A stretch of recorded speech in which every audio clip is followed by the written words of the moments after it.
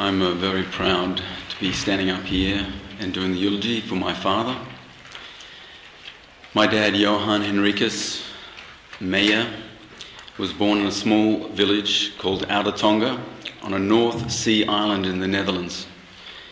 He was the first boy and sixth child of 11 children, 9 girls and 2 boys.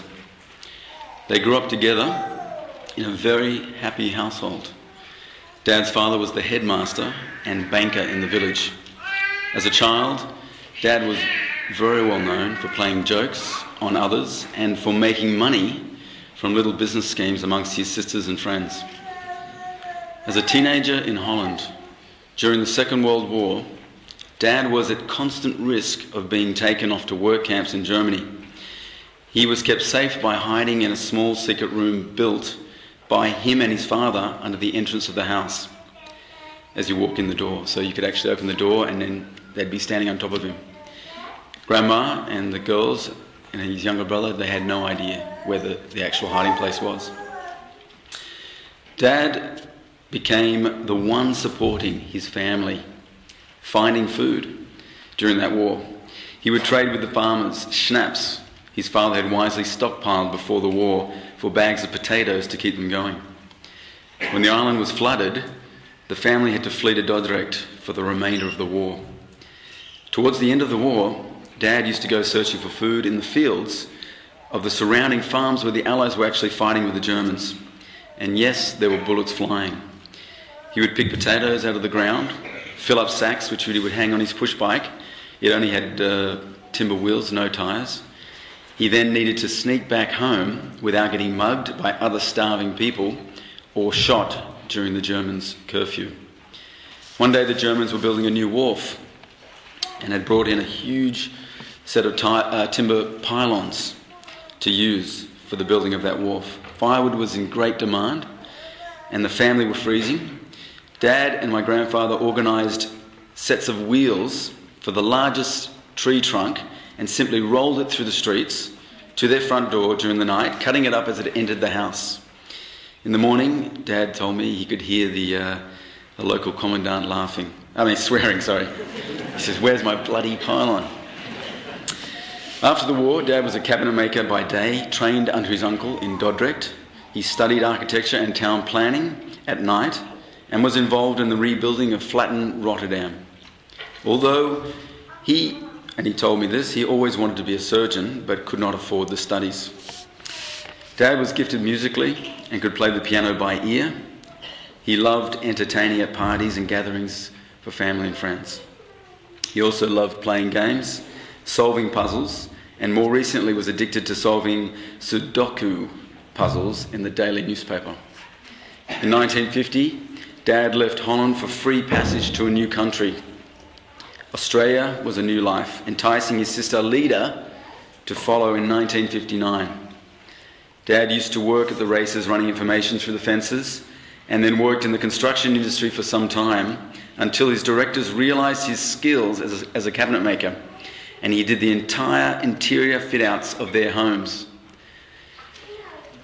He told me he used to pay 20 cents for a good meal if he wasn't playing the piano or accordion at friends' houses as he would join them in their meal. Once settled in Sydney, Dad met a family of farming migrants from Ban in Lebanon and in 1960 married Mum, Jean Bainey. Mum's parents, Anthony and Alma, welcomed Dad. Anthony was a unique migrant for that time who fully embraced his new country of Australia and celebrated diversity. As you know, Mum and Dad had 3 boys and 3 girls, 1961 to 1969. Life was tough in those early years, with Dad's furniture business almost going bankrupt at one stage. But he made personal guarantees of what he could pay each month to his debtors and just kept working. I remember when I was young, he used to work all night sometimes. About 3 hours sleep a night. Through these hardships, our parents brought us up to love God. Music was a great part of our lives, with each of us learning to play 1 or 2 instruments. Dad even built us an amazing 2-storey cubby house out of a shipping container, which we spent a lot of time in. It was the envy of the forest. We enjoyed the backyard and bush, swimming, riding bicycles, motorbikes and playing sports. The family business re-emerged as an antique and second-hand business, and Dad especially enjoyed restoring antiques in his workshop at home. He was a master handyman and could fix almost anything. Dad was, more importantly, a gentle but strong and disciplined man. Ever since I can remember, Dad went to daily mass, said the morning offering, and led us in the family rosary. He always used to say to us, "The family that prays together stays together." This had a profound impact on us. Dad also had a great devotion to Our Lady of Fatima. He worked for the Blue Army, promoting the apparitions of Our Lady of Fatima and Lourdes, giving talks and showing 16mm movies with his own projector at various parish halls and schools around New South Wales, including this school. Pat Cameron, Damien McAvoy and myself, I think it was in the hall behind us. I remember he'd come in with his 16mm film camera and play the films. He tirelessly promoted enrolment in the Brown Scapular as a means of obtaining Our Lady's protection. And you've got the green scapular where you pray for a person. You just give them the scapular and you say, "Immaculate Heart of Mary, pray for them now until the hour of their death, amen." And then you leave it in Our Lady's hands. He organised and decorated and was the bearer of floats carrying the Fatima statue as many processions around Sydney, including the annual Blessing of the Fleet, and everyone remembers the old Corpus Christi processions at the Manly Seminary. Dad's faith shone through everything he did in day-to-day life. And in a way, he embodied the teachings of St. Josemaria Escriva, the founder of Opus Dei. He was very grateful for the spiritual formation and support he and Mum personally received, as well as all of us through Arameron and the Dark Book clubs, particularly during our teenage years. Poor Damien McAvoy and Pat Cameron, I dragged them along. On the 11th of September 1986, my brother Dominic died suddenly in a motorcycle accident at the young age of 19.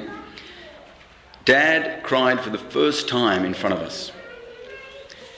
Dad was 86 years old, had been living on 1/3 of his heart with an aortic aneurysm that occurred in 1998. His first 3 heart attacks were in 1996, and he drove himself to the Royal North Shore Hospital. His friends called him Lazarus because he had come back from the brink so many times. He had a very strong will and mind, just not taking any other option than to go forward. We did not hear him complain about his many physical and health limitations. He just adapted and went forward and worked out how he could do it. He came out of hospital, and after his 1998 aneurysm, he had a thrombosis in the legs. He came out of hospital and he just practiced driving the car forward and backward in the driveway so that he could get back in the car, because he had lost movement in his left ankle, I think it was.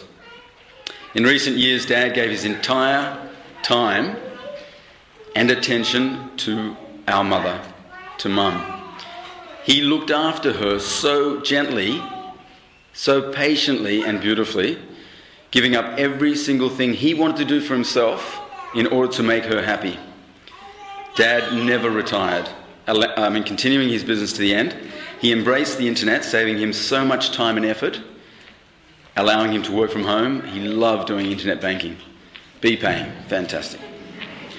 He was thrilled to see his house on Google Maps on his first iPhone that I bought him just a few weeks ago. He generously and immediately gave away the 55-inch plasma TV that I bought him when Mum did not like the way it looked in the lounge room. It was extraordinary. I mean, he was dying to see this, use this big television. It was extraordinary that during Dad's last few months, each one of us had a very special time with him for one reason or another. He even drove Mum and Marianne to the country just before Bathurst to see Kathy and Tim's farm in Yetholm, the very weekend before he was taken to hospital. In his last few weeks, one of us was by his side the whole time, especially Michael, who took up residency in the hospital, literally. I could tell that Dad was a bit irritated when my 3 sisters were emotional around his hospital bed. It was 2 days before he died, because yet again, we thought he was just too weak to survive. He rolled his eyes in his head as if he was saying, "Hey, I'm not dead yet." He just never gave up, not even at the end. He did tell me, though, that he had had enough of the suffering, but continued to offer it up for souls. At 8 a.m. on the 23rd of September, I had just finished saying the rosary into his ear with a small microphone when he peacefully breathed his last breath. I mean, I was shattered, but at the same time, I was just so happy for him in the hope of no more suffering. Eye has not seen, nor ear heard, nor has it entered into the heart of man what God has prepared for those who love him. I also looked up and I saw a picture of Padre Pio on the window of the hospital room. Josie had stuck it up there, and it was his feast. I just remembered it was his feast day. Dad had a special devotion to Padre Pio, who had the stigmata. So I have no doubts about where he's going. I truly believe his real life is just beginning. And how lucky is he? Dad, we love you, we miss you, and we'll never stop praying to you. God rest his beautiful soul.